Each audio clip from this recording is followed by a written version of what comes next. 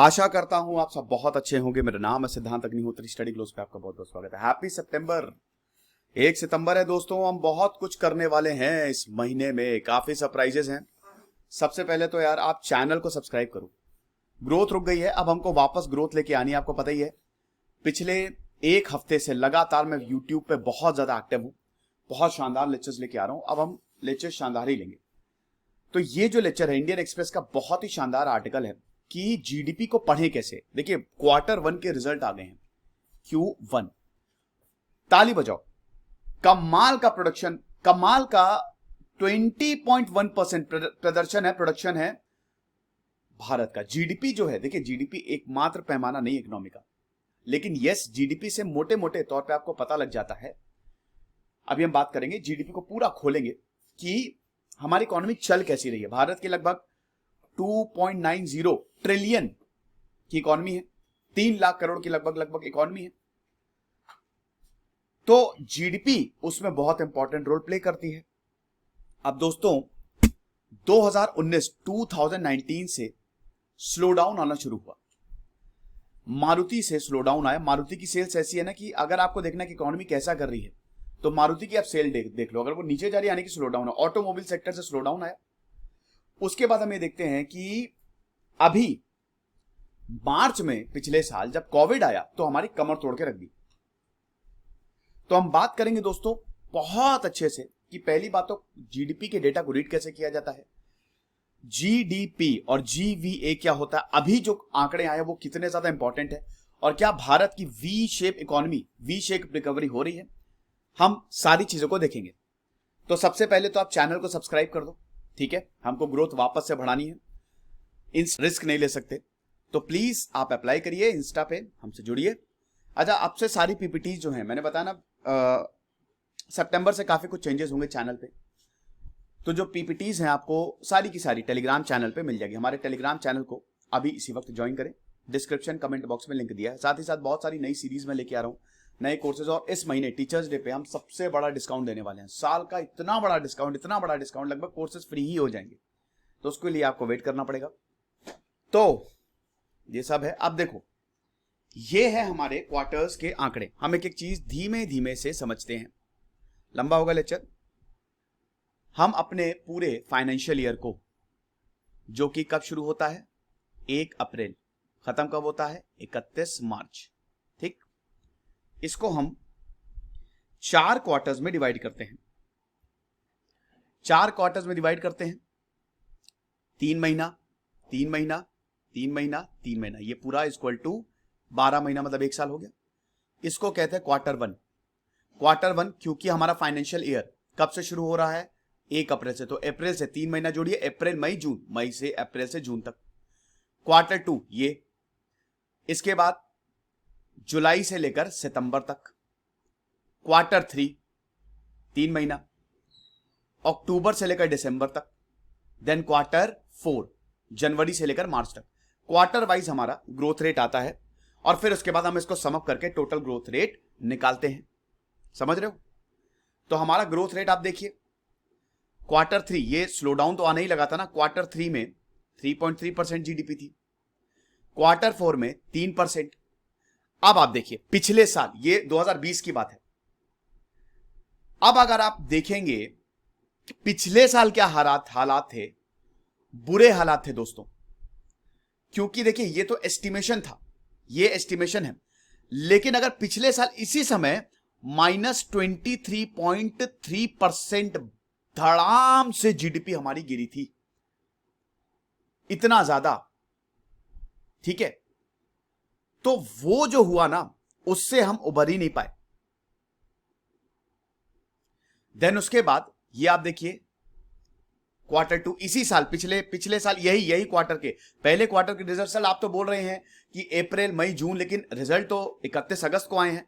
हाँ, मोस्टली 31 अगस्त को ही रिजल्ट दिया है। डेटा उन्होंने 31 अगस्त को रिलीज किया, 2 महीने बाद ही रिलीज होता है। तो पिछले साल यही Q1 का -24.4% थी, -24%, भयानक स्लो डाउन। और इसमें समझिए कि मैन्युफैक्चरिंग सेक्टर -50% से ग्रो किया था। खाली एग्रीकल्चर सेक्टर था जो ऊपर गया था। देखिए हमारे जो सेक्टर्स हैं, जीडीपी क्या है, सकल घरेलू उत्पाद, ग्रॉस डोमेस्टिक प्रोडक्शन, तो हमारा प्रोडक्शन क्या, मतलब primary sector, secondary sector, tertiary sector. Primary sector है हमारा एग्रीकल्चर। अब एग्रीकल्चर जो है आपका, वो प्राइमरी, वो नेचर से डिराइव्ड है, मतलब कृषि ही सब चीजों को बढ़ावा देता है। 60% से ज्यादा जनता, 100 में से 60 लोग हमारे एग्रीकल्चर में डिवोटेड हैं। लेकिन जीडीपी में डायरेक्टली कंट्रीब्यूशन 18% है, इनडायरेक्ट तो बहुत है, सब कुछ एग्रीकल्चर से ही चल रहा है। तो खाली एग्रीकल्चर ही सेक्टर ऐसा था जो पॉजिटिव में था, लगभग 3.5%। बाकी सारे के सारे सेक्टर्स नेगेटिव में। दूसरे कौन से सेक्टर्स होते हैं? प्राइमरी सेक्टर से जो डिराइव्ड है, मतलब जो एग्रीकल्चर से, जैसे मान लीजिए कि मुझे चिप्स बनाना है, तो मैंने किसान को बोला तुम आलू उगाओ, तो आलू उगा रहा है, वो कृषि में आता है, वो प्राइमरी सेक्टर है। लेकिन मैं चिप्स बना रहा हूं, मैंने इंडस्ट्री लगा दी, मैं उस आलू से चिप्स बना रहा हूं, इधर आलू डालो उधर सोना निकलेगा। तो वो जो चिप्स है वो मैन्युफैक्चरिंग, मैंने फैक्ट्री बनाई ना, मैन्युफैक्चरिंग सेक्टर में आ गया। तो आपका सेकेंडरी सेक्टर होता है इंडस्ट्रियल या फिर मैन्युफैक्चरिंग सेक्टर। देन आपका टर्जरी सेक्टर आता है। टर्जरी सेक्टर आपका सर्विसेज सेक्टर। सर्विसेज सेक्टर जैसे मैं आपको सर्विस दे रहा हूं, एजुकेशन, होटल, ये वो आपको सर्विसेज, जो भी सर्विसेज दे रही है, आईटी इंडस्ट्री, ये आपका सर्विस सेक्टर आ गया। इसमें सबसे कम लोग इन्वॉल्व हैं, लेकिन 60% से ज्यादा कंट्रीब्यूशन सर्विस सेक्टर का है। तो ये 3 सेक्टर्स हैं। तो सब कुछ डिपेंड करता है हमारे डोमेस्टिक प्रोडक्शन, भारत की बाउंड्री के अंदर, within the boundaries of India, domestic है ना, तो within the boundary of India कितना प्रोडक्शन हुआ। क्योंकि देखिए सिंपल सी बात है ना कि agriculture is related to production and production is related to services, यानी कि हमारा primary sector is related to secondary sector, secondary sector is related to tertiary sector. भाई जितना ज्यादा एग्रीकल्चर आएगा उतना ज्यादा मैन्युफैक्चरिंग सेक्टर बढ़ेगा ना, उतना ज्यादा प्रोडक्शन होगा। अगर मान लो मुझे कपड़ा बनाना है, कपड़े बनाने के लिए मुझे चाहिए कॉटन, कॉटन कल्टीवेशन, ठीक है, तो कॉटन प्लांटेशन होनी चाहिए, तो कृषि से मैं कॉटन उगवाऊंगा। अब कॉटन मैं मिल्स में भेजूंगा, वहां पे होगी प्रोसेसिंग, यानी कि वो आगे मैन्युफैक्चरिंग सेक्टर में, और फाइनली सर्विसेज दी जाएंगी इसी कॉटन की। आप समझ रहे हो? तो जो भारत में प्रोड्यूस हुआ है, क्योंकि जितना ज्यादा प्रोडक्शन होगा वो ये दिखाता है कि इतने लोगों को रोजगार मिला है, क्योंकि भाई बढ़िया प्रोडक्शन है। इसका मतलब क्या हुआ? फैक्ट्रीज ज्यादा है, साथ ही साथ प्रॉफिट ज्यादा है कंपनी को, साथ ही साथ लोगों को इंप्लॉयमेंट ज्यादा मिल रहा है, लोगों की सैलरी ज्यादा बढ़ रही है। तो सब कुछ प्रोडक्शन से रिलेटेड है। जीडीपी एक मात्र पैमाना नहीं होता है। भारत में जीडीपी का मतलब ग्रोथ रेट बढ़िया, लेकिन फिर भी भारत में बहुत ज्यादा गरीबी है, स्टिल हम डेवलपिंग कंट्री है। लेकिन हाँ, ये देश के ग्रोथ रेट को अच्छे से दिखाती है कि ठीक है, सब कुछ बढ़िया चल रहा है, मतलब कोई प्रॉब्लम नहीं है। समझिए आप? तो ये है हमारी जीडीपी कि with in the boundaries of India कितना ज्यादा प्रोडक्शन हुआ है, कितना उत्पाद किया है आपने, और इसी से सारे सेक्टर्स और आपकी जिंदगी भी रिलेटेड है। ओके, तो ये आप देख सकते हैं कि हमारे Q1 में पिछले साल -24.4%, देन अगेन 7.5% Q2 में, Q3 में 0.4%। याद रखिएगा 2021, 2020, 2021 लिया जाता है ना, तो अभी 2022 वाला है, मतलब 2021 से 2022, तो एक साल आगे का मतलब एक साल आगे चलता है, इसमें कंफ्यूज मत होइएगा। एक्चुअली 2020 का ही है, लेकिन वो एक साल, वो 2020-2021 है ना, फाइनेंशियल ईयर ना, तो 2021 बोला जाता है। और उसके बाद फिर Q3 में 0.4%, और Q4 में, Q4 का आंकड़ा नहीं मैं आपको बता देता हूं, 1.6%। ये पूरा 2020 खत्म। अब 2021 यानी कि फिस्कल ईयर 2022 का जो क्वार्टर इसके रिजल्ट हैं वो हैं आपके 21.1% पॉजिटिव में। तो ये बहुत अच्छी बात है हमारे लिए, बहुत अच्छी बात है। इसमें ये नेशनल स्टैटिस्टिकल ऑफिस निकालता है, 31 अगस्त को निकाला है इसने। सबसे बड़ी बात यह है कि इसमें ग्रॉस वैल्यू एडेड भी 18.8% से ग्रो हुई है। पिछली बार कंस्ट्रक्शन सेक्टर ने भाजी मार दी थी, 50% से नीचे गया था। इस बार कंस्ट्रक्शन यानी कि मैन्युफैक्चरिंग सेक्टर यानी कि सेकेंडरी सेक्टर 68.3% से ग्रो हुआ, यानी कि जिस सेक्टर की वजह से पिछली बार हालत खराब थी, इस बार वही सबसे ज्यादा ग्रो हुआ। यस, सेकेंड वेव की बुरी हालत थी। सेकेंड वेव भी जब आई दोस्तों अप्रैल में, तो हालत बुरी हो गई थी, अगेन 36% से नीचे गया, लेकिन फिर बाउंस बैक किया। इतनी तेजी से बाउंस बैक किया, इतनी तेजी से मैन्युफैक्चरिंग सेक्टर उठा है कि क्या बताएं। Then hotel, transport, communication services, ये पिछले बार 48% का इसने फॉल देखा था, इस बार इसने 34.3% का राइज देखा है। भाई कैसे नहीं राइज होगा जब हम मनाली में तस्वीरें देखते हैं कि होटल्स नहीं मिल रही हैं, भाग रहे हैं लोग। देखिए इसमें रीजन ये भी है ना कि सर्विसेज इसलिए बढ़ेगी क्योंकि जैसे ही लॉकडाउन खुला लोग परेशान हो गए थे, लोगों ने भागना शुरू किया कि अरे घूमो, बस घूमो घूमो, घूमते रहो। ये चीज एग्रीकल्चर सेक्टर हमेशा कांस्टेंट रहता है, तो इस बार भी 4.5% है। पिछली बार 3.5% था, इस बार 4.5%। ईयर ऑन ईयर कंपैरिजन होता है हमारे यहाँ। ये है ना कि मंथ ऑन मंथ कंपैरिजन किया जाए कि पिछले महीने इतना था, इस महीने, इस बार पिछले साल कितना था, ईयर ऑन ईयर। मतलब पिछले साल हमारा जो जीडीपी थी वो 24.5% थी। अब इस साल इसी क्वार्टर में कितनी है, तो month year on year comparison होता है कि पिछले साल से 24% ग्रो हुई है, मतलब 20% ग्रो हुई है। समझे? तो ये चीज है, ये हम समझ गए। अब हम बात करते हैं कि ये डेटा में है क्या। ये तो चलिए हमने न्यूज देख ली कि अच्छी बात है कि सारे सेक्टर्स जो है वो धीमे धीमे ग्रो कर रहे हैं। मोदी सरकार ने इंफ्रास्ट्रक्चर और पब्लिक इन्वेस्टमेंट को काफी पुश भी दिया है। ग्रॉस फिक्स्ड कैपिटल फॉर्मेशन जो है वो 10 लाख के करोड़ के पास बैठा है ना, तो अच्छी बात है ये। तो अब ये जो डेटा है, अब हम टेक्निकल में घुसेंगे। ये क्या बताते हैं, दो वेरिएबल्स। सबसे पहले तो it all depends on the demand and supply. ये बताते हैं कि एक तो टोटल डिमांड बताता है और एक टोटल सप्लाई बताता है, ठीक है ना। तो हम यहां पे दो चीजों को देखेंगे। पहला है हमारा जीडीपी, दूसरा है हमारा जीवीए। सब कुछ आपकी डिमांड और सप्लाई पे डिपेंड करता है। अगर आपकी डिमांड ज्यादा है तो भाई सप्लाई भी उसी हिसाब से होगी। डिमांड ज्यादा है तो प्रोडक्शन होगा ना। तो जीडीपी और यहां पे जो सप्लाई है, मतलब जो डिमांड और सप्लाई है, बहुत जरूरी है। अगर डिमांड ज्यादा है और सप्लाई कम है तो जाहिर सी बात है कि प्राइजेस ऊपर जाएंगे। भाई सेब की सप्लाई बहुत कम हो रही है लेकिन डिमांड बहुत ज्यादा, शॉर्टेज है, तो प्राइजेस ऊपर जाएंगे। लेकिन सप्लाई ज्यादा, डिमांड कम है, तो प्राइजेस नीचे जाएंगे। तो दोनों ही बैलेंस है तो सब कुछ बढ़िया है। तो यहां पे जो दो वेरिएबल्स हैं, एक जीडीपी जो कि टोटल डिमांड इकोनॉमी में ड्राइव करता है, डिमांड की वजह से प्रोडक्शन, और दूसरा है सप्लाई यानी कि जीवीए, वैल्यू कितनी है, total value, final value, output कितना आया है। तो जीडीपी टोटल मॉनेटरी वैल्यू होती है फाइनल गुड्स की, जो गुड्स आपके पास आया है, ठीक है, उसमें आपकी वैल्यू, पैसे, जैसे मैंने 75 रुपए की कोई चीज खरीदी तो वो उसकी टोटल मॉनेटरी वैल्यू है ना। गुड्स बनने के बाद सब गुड्स एंड सर्विसेज सब कुछ हो गया, टैक्सेस, सब्सिडीज सब कुछ खत्म कर ली, जो फाइनल प्रोडक्ट है उसकी वैल्यू 75 रुपए है। ओके, तो ये चीज है, यानी कि total output in the economy. इसीलिए जीडीपी बहुत ज्यादा इंपॉर्टेंट है, क्योंकि GDP is equal to output की टोटल रिजल्ट कितना आया है और इसको कितने लोग ले रहे हैं, वो बताता है इकोनॉमी कितने अच्छे से ग्रो हो रही है। तो टोटल डिमांड को ट्रैक करता है। भाई जाहिर सी बात है, मास्क है, ठीक है, मास्क की डिमांड अभी बहुत ज्यादा है, तो क्योंकि मास्क की डिमांड बहुत ज्यादा है तो मास्क का प्रोडक्शन भी बहुत ज्यादा हो रहा है, और क्योंकि मास्क की डिमांड बहुत ज्यादा तो लोग उसको ले भी रहे हैं, यानी कि इसका जीडीपी काफी ज्यादा आगे बढ़ रहा है, ऊपर जा रहा है, फाइनल आउटपुट है ये।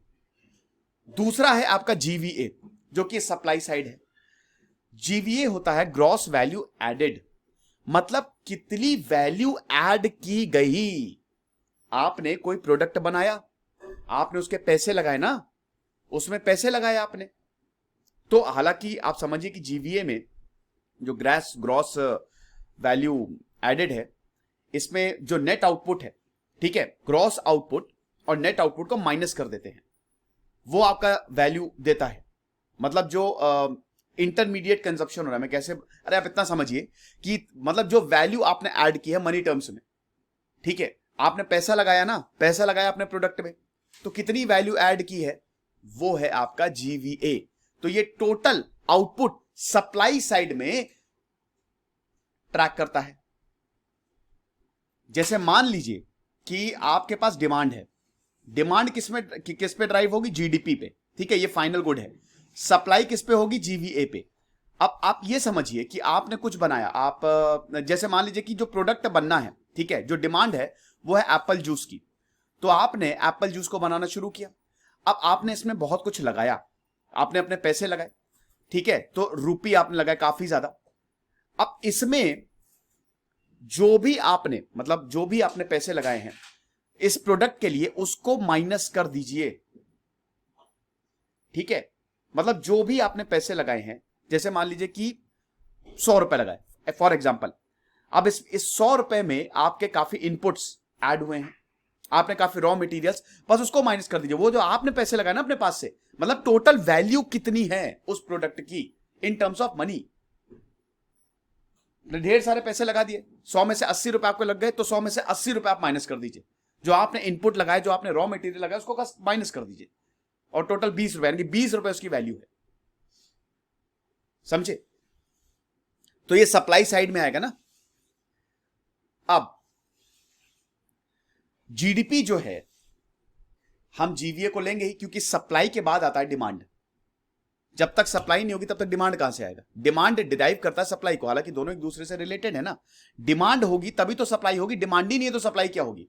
अगर मान लीजिए कि कोविड नहीं आता तो क्या मास्क की डिमांड होती? तो मास्क की डिमांड नहीं है तो सप्लाई नहीं है। तो जीडीपी से पहले आता है जीवीए। समझे आप? तो जीडीपी की डेफिनेशन आप देख लीजिए, अगर मैथमेटिकल टर्म्स में बात करें, बहुत ही आसान है।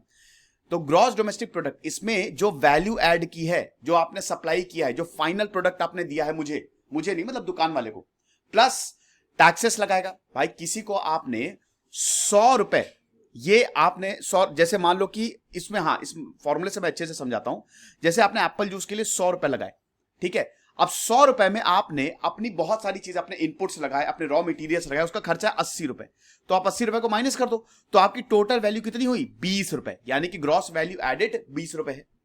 उसके बाद इस पे सरकार ने लगा दिया 10% टैक्स। तो 10% टैक्स कितना हो गया? 2 रुपए, यानी कि जीडीपी कितनी हो गई?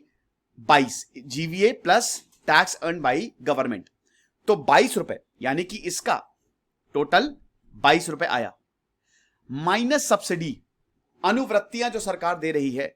अब मान लो सब्सिडी सरकार दे रही है से 5 रुपए की, तो यानी कि ग्रॉस डोमेस्टिक प्रोडक्ट जो आपके पास फाइनल प्रोडक्ट आया वो कितने का आया? जीडीपी इक्वल टू 17 रुपए। समझ रहे हो?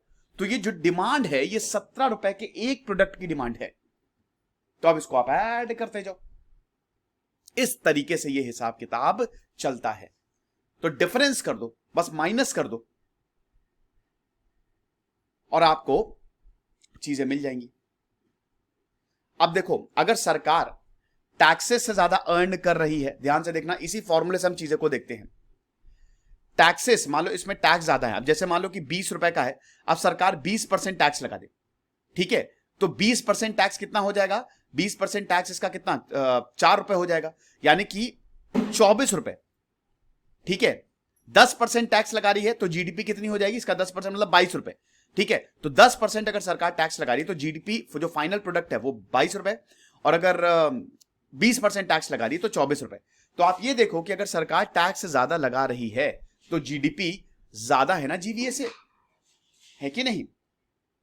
सरकार अगर, भाई जीवीए आपका 20 रुपए था, ठीक है, लेकिन सरकार ने टैक्स लगाया, जितना ज्यादा सरकार टैक्स लगाएगी तो जीडीपी जीवीए से ज्यादा होगी। लेकिन अगर सरकार सब्सिडी ज्यादा देगी, तो जितनी ज्यादा सब्सिडी देगी तो जीडीपी कम होती जाएगी।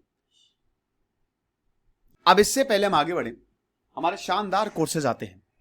शानदार कोर्सेज आप ऐप डाउनलोड करिए, यूपीएससी फाउंडेशन कोर्स तो बहुत बढ़िया हमने बनाया है, तो आप ऐप डाउनलोड करिए, वहां पे आपको अट्रैक्टिव ऑफर्स मिलेंगे, और कुछ हमने फ्री कोर्सेज निकाले हैं, वो भी आपको बहुत ज्यादा फायदा करेंगे। चलो, तो लेटेस्ट डेटा क्या बोलता है?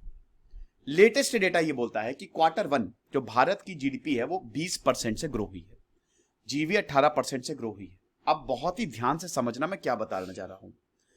20% से बेटा मतलब ये नहीं है कि 20% से ग्रो हुई है, यहां पे ईयर ऑन ईयर कंपैरिजन होता है, ठीक है ना।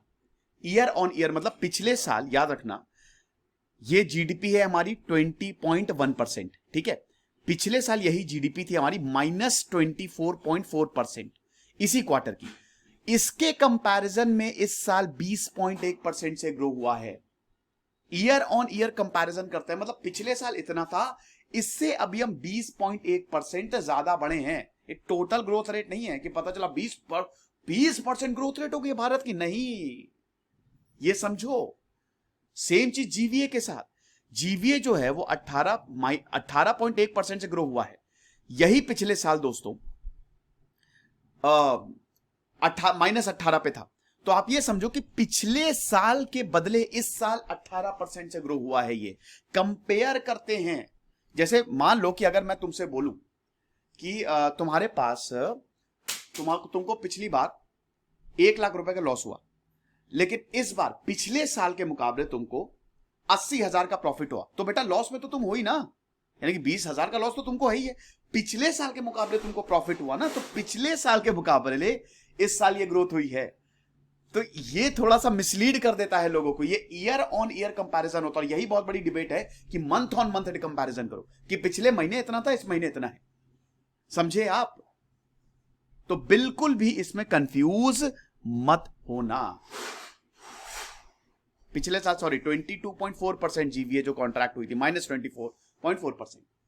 अब सबसे बड़ा सवाल यह है कि क्या भारत वी शेप रिकवरी में चला गया? वी शेप रिकवरी क्या होती है? वाई शेप, वी शेप, बहुत सारे डब्ल्यू शेप, बहुत सारे मतलब जेड, तो काफी ऐसे ग्राफ्स होते हैं, इसमें कुछ नहीं होता है। ठीक है, वी शेप मतलब पहले एकदम से इकोनॉमी नीचे जाएगी, फिर जितनी तेजी से नीचे गई उतनी ही तेजी से ऊपर आएगी। तो हमारी इकोनॉमी बहुत तेजी से नीचे गई, तो क्या उतनी ही तेजी से ऊपर आ रही है? नहीं। The answer is big no. ठीक है, अभी हम वी शेप रिकवरी के पास नहीं है। एब्सोल्यूट जीडीपी नहीं, जो टोटल एब्सोल्यूट है वो नहीं बढ़ रही है, कंपैरिजन हो रहा है ना। ये मिसलीडिंग है, और यही बता रहे हैं आपके आदित्य नायर। मैं फिर से आपको एग्जांपल देता हूं, ठीक है। इसमें क्या है, मैं 2 ग्राफ नहीं लगा पाया एक्चुअली, 2 टेबल बहुत ही बढ़िया से समझा देते आपको, बट कोई बात नहीं, मैं आपको ऐसे ही। इसमें आप ये समझो कि यहां पे जो अभी हम प्रोड्यूस कर रहे हैं, जो अभी हमारी जीडीपी जीवीए है, वो तो भाई 2019-20 के क्लोजर भी नहीं है। हम 2017 में जो प्रोड्यूस कर रहे थे, अब अभी उसके क्लोजर हैं। जब आप टेबल को देखते हैं आपको समझ में आएगा। मैं आपको ये रिकमेंड करूंगा कि आप इंडियन एक्सप्रेस खोलो और वहां पे आप टेबल खोलो, ठीक है। तो टेबल में वो 2017 से लेकर 2021 तक का कंपैरिजन दिया है। ये परसेंटेज टर्म्स में आपको लग सकता है वाह 20%, ओ माय डॉग, इतना बड़ा, मजा ही आ गई, भारत ऊपर। अबे ऊपर नहीं जा रहा है, एक्चुअली ओवरऑल नेगेटिव ही है। वही चीज है, सिंपल सी बात है कि वही 20,000 का एग्जांपल हो, अरे 100 रुपए का एग्जांपल हुआ, ठीक है। जैसे अभी आपको इसे करेंट टर्म्स में आपको बताता हूं कि जैसे मान लो कि Q1 में पिछले साल 2019-2020 में आपकी जीडीपी कितनी थी? 24% से नीचे गई, यानी कि आपके पास 100 रुपए थे, तो 100 रुपए से आपके पास 76 रुपए बचे, है ना। पिछले बार आपके पास 100 रुपए थे ना, नीचे गई तो 76 रुपए का फाइनल प्रोडक्ट मिला। अब अभी बोल रहा है कि इसमें 20% का ग्रोथ आ गया, अभी जो अभी प्रेजेंट है। ईयर ऑन ईयर कंपैरिजन होता है, यही बहुत बड़ी दिक्कत है, ईयर ऑन ईयर कंपैरिजन होता है ना। पिछले साल हमारे कितनी जीडीपी थी? -24.4, यानी कि अगर आप 100 रुपए है तो आपके पास 76 रुपए का वो गिर गया, वैल्यू पैसे की गिर गई, 76 रुपए मतलब प्रोडक्ट की। और अभी 76 रुपए पे 20% लगा हुआ, क्योंकि 20% की ग्रोथ पिछले साल के मुकाबले हुई है। इसका मतलब हुआ ये टोटल कितना? 15 रुपए हो गया ना। 76% का 20% लगभग वही 15 रुपए हो गया। तो 15 रुपए 76 में जोड़ दो, कितना हुआ? 91 रुपए। अरे 9 रुपए का तो अभी तो लॉस है। हम कहां है? एब्सोल्यूट जीडीपी तो बढ़ी ही नहीं, अभी भी हम लॉस में। लेकिन क्या इसका मतलब ये खराब है? बिल्कुल खराब नहीं है, हम आगे बढ़ रहे हैं। ये अच्छी बात है कि हम आगे बढ़ रहे हैं, हम ग्रोथ को रजिस्टर करते जा रहे हैं।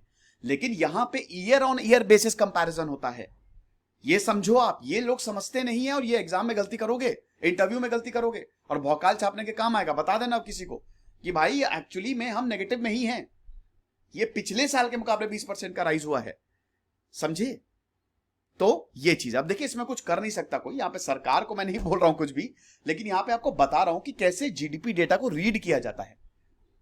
कोविड आ गया, अब आप क्या ही कर सकते हो, कोविड-19 आ गया, सारी पूरी दुनिया भर की इकोनॉमी जो है वो, और हमने तो एक अच्छा, ये काफी अच्छा एक आंकड़ा है कि 20% का मतलब पिछले साल के मुकाबले 20% हम ऊपर जा रहे हैं। फिर सब कंपोनेंट्स क्या है जीडीपी, ये स्टेट ऑफ द इकोनॉमी के बारे में क्या बताते हैं।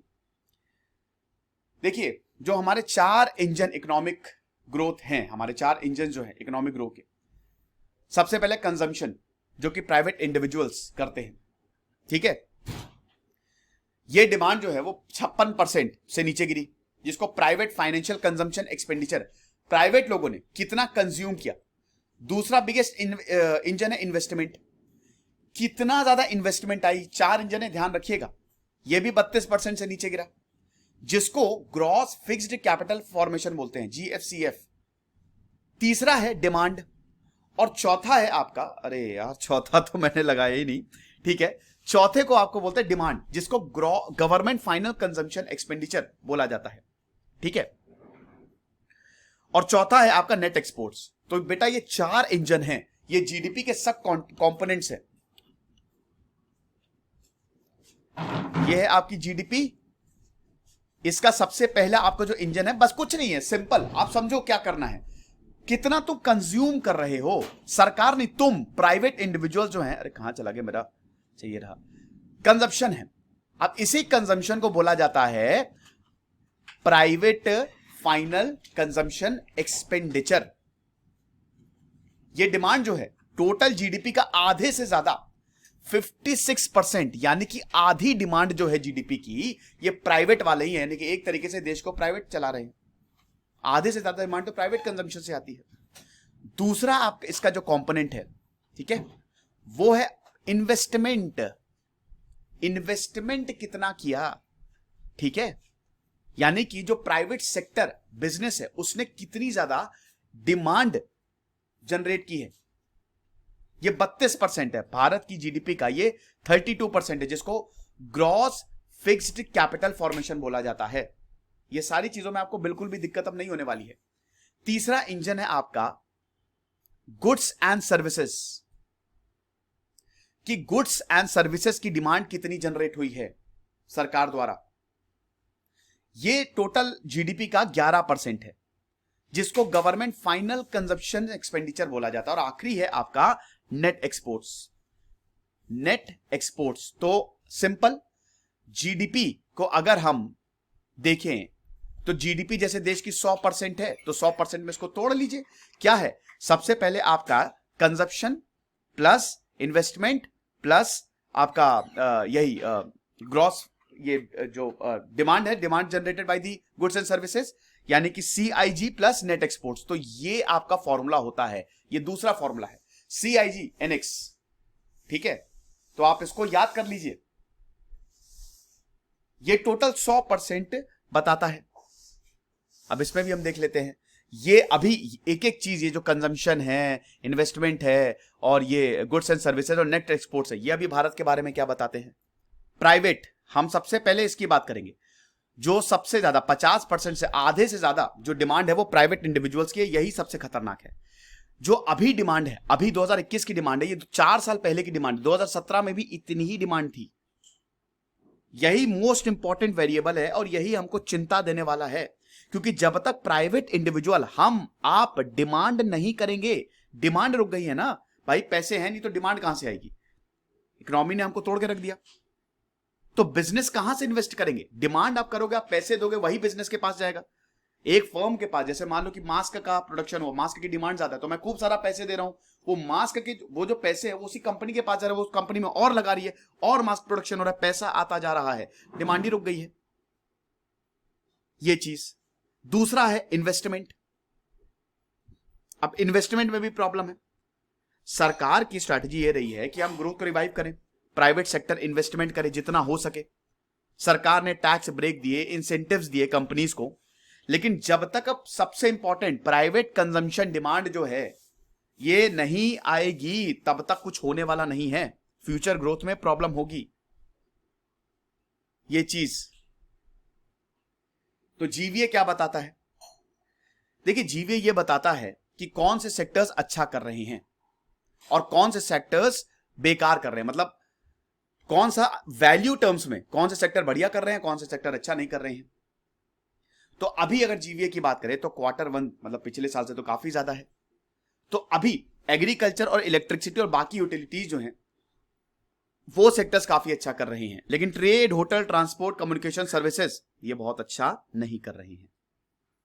और यही 2 सेक्टर्स हैं जो कि काफी ज्यादा जॉब देता है, स्किल्ड और अनस्किल्ड। ये सेक्टर अच्छा करेंगे, एग्रीकल्चर का भी रुकेगा है नहीं, इलेक्ट्रिसिटी बढ़ गई, इलेक्ट्रिसिटी का कंजम्पशन बढ़ ही गया है ना, बाकी यूटिलिटीज का भी कंजम्पशन बढ़ गया लॉकडाउन में। ये लेक्चर था दोस्तों, तो ये मुझे लगा कि आपको समझाना बहुत ज्यादा जरूरी है क्योंकि लोग बहुत मिसरीड करते हैं। तो आई होप आपको अब कोई भी प्रॉब्लम नहीं होगी, आप अच्छे से समझ जाओगे। खुश रहिए, पढ़ते रहिए। जैसे सिद्धांत अग्निहोत्री साइनिंग ऑफ।